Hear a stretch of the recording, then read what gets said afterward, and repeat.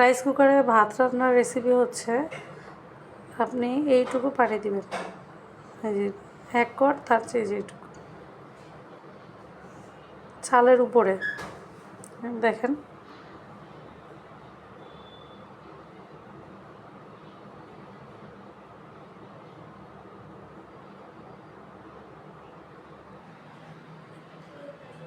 ঢাকনা দিয়ে ঢাকিয়ে দিব রাইস কুকারটি।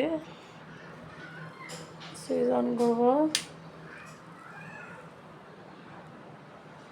এখানে দুটো অপশন আছে, একটা হচ্ছে কুকিং, একটা হচ্ছে কিপ ওয়ার্ম। আপনি কুকিংয়ে দিবেন।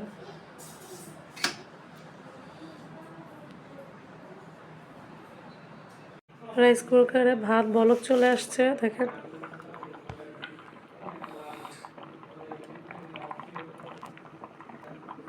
এখন নাড়া দিয়ে দিব।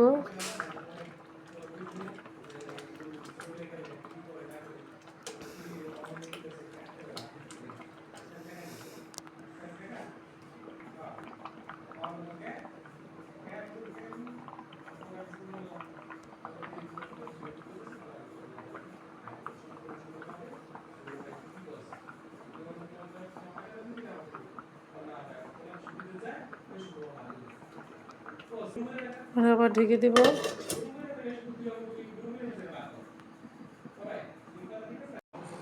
দেখুন ভাত প্রধান মনে হয় হয়ে গেছে। এই জন্য এটা এখান কুকিং থেকে নিজেই এসে পড়ছে কিপ ওয়ার্মে। এর মানে ভাতটা হয়ে গেছে। যে এভাবে দিলেও দেখেন না, যেতে যাচ্ছে না। এবার যখন দিচ্ছি যাচ্ছে না, ওইখানে চলে আসতেছে, এই যে দিচ্ছি যাচ্ছে না। এর মানে কি ভাত হয়ে গেছে। রাইসটা কেমন হয়েছে?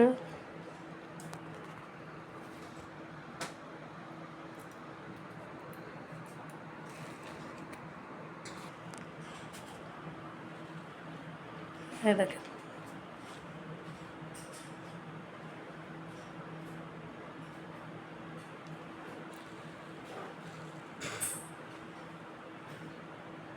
পুরো ঝরঝরে হয়েছে, পুরো ঝরঝরে।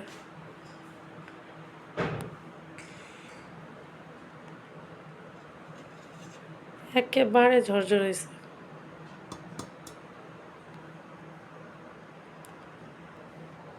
ঢাকনাটি ঢেকে দিলাম। তবে মনে রাখবেন রাইস কুকারে রান্না করার আগে অবশ্যই আপনি সুইচ ভেজা হাতে ধরবেন না, এবং রাইস কুকার যখন চাল বসাবেন তখন রাইস কুকারের এই পাত্রের নিচটা একটু মুছে দেবেন, তাহলে ভিতরে কয়েলটা ঝঙে ধরবে না। রাইস কুকার রান্নার সময় এই ধরনের স্টিল বা সিলভারের জিনিস ইউজ করবেন না, তাহলে কিন্তু দুর্ঘটনার সম্ভাবনা থাকে। এরকম প্লাস্টিকের চামচ, স্পুন ইউজ করবেন। তাহলে রাইস কুকারে যখন রান্না করবেন তখন অবশ্যই আপনার এই আঙ্গুলের ঠিক এতটুকু পানি দিবেন, যেটা থাকবে কি চালের উপরে হালকাভাবে এভাবে ধরে এতটুকু পানি দেবেন, তাহলে রাইসটা খুব ঝরঝরে হবে। আর রাইস কুকারে রান্নার সুবিধা হচ্ছে আপনি সকালে যদি রাইস কুকারে রান্না করেন কিংবা যে কোনো সময় রান্না করেন, আপনি রাইস কুকারে বসে দিয়ে আপনি অনেক কাজ করতে পারবেন। আপনার এটা ঠিকা দিতে হয় না। তারপরে এই ভাতটা আপনার একটু উপকারী ভাত, কারণ এখানে মাড় ফেলে দেয় না, মাড়টা শুকিয়ে যায়। এই জন্য এটা পুষ্টিকর একটা ভাত হিসাব করলে বলা যায় এটা একটা পুষ্টিকর ভাত। আর রাইস কুকারে ভাত রান্না করলে কখনো পোড়া লাগে না। রাইস হয়ে এভাবেই ভাত হয়ে নিজেই অফ হয়ে থাকে, সুইচ অফ হয়ে থাকে। যারা অনেক ব্যস্ত মানুষ তাদের জন্য রাইস কুকারটা ইউজ করা মনে করি অনেক ভালো। তারা রাইস কুকারে রান্না বসিয়ে দিয়ে অনেক কাজ করে আসতে পারবে, এবং আপনি যদি হেঁটেও আসেন এসে দেখবেন যে আপনার ভাত হয়ে আছে।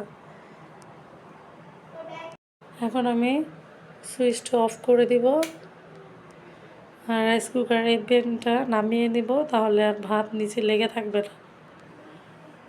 আর যদি এখানেই রেখে দেন তাহলে অনেক সময় দেখা যায় কি ভাতটা নিচে লেগে থাকে।